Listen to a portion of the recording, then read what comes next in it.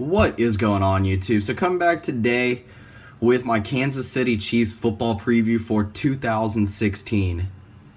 So talking about a team today that finished off the 2015 regular season pretty much as hot as any team in the NFL.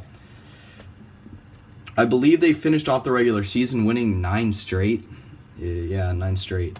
So, you know, this is a team coming into 2016 that's hot. They're ready to go. They just absolutely derailed the Houston Texans in their AFC wildcard game, and then lost by 7 to the Patriots in the following round. Well, let's start with the first of my 3 key players, and I'm going to start with the running back Jamaal Charles. So a lot of this season is predicated on him staying healthy this year. He wasn't healthy for all last year. A few guys like Charcandrick West, Spencer Ware, got quite a bit of the carries last year. I believe both are still rostered. You still got Nile Davis behind those two, so they do have a decent amount of running back depth that's been there for a while. And like I said, this offense, to be successful for the entire year, I think they are very, very much hinging on the health of Jamaal Charles for the year. So my second key player, moving over to the defensive side of the ball, and I believe it's a currently unsigned player, and that's Eric Berry.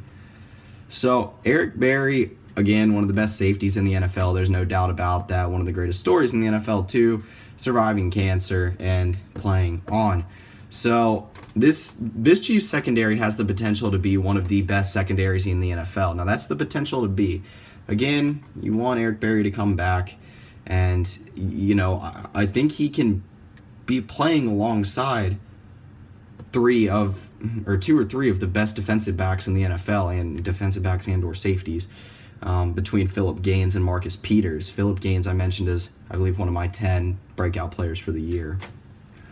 So my third key player, staying on the defensive side of the ball, another player in the secondary, Marcus Peters. Had a tremendous rookie year last year, in my opinion, solidified himself as a top 10 corner in this league. See if he can keep progressing. They add a little bit of corner depth behind him with Kavari Russell, one of the better, I think one of the better sleeper cornerbacks out of all rookies in this year's draft class. And then even if you move up to the linebacker spot, still got Tom Bali, Derek Johnson, Justin Houston, so largely part of the same linebacking core. I believe Justin Houston will be ready for the year. Right now he's on the PUP list. Let me check that out. Just make sure I got my information right here.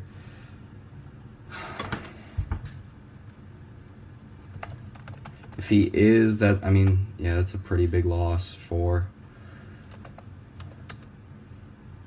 the Chiefs. All right, so it looks like he'll be ready to go. Him and Tom Bali look like they started training camp on the PUP list.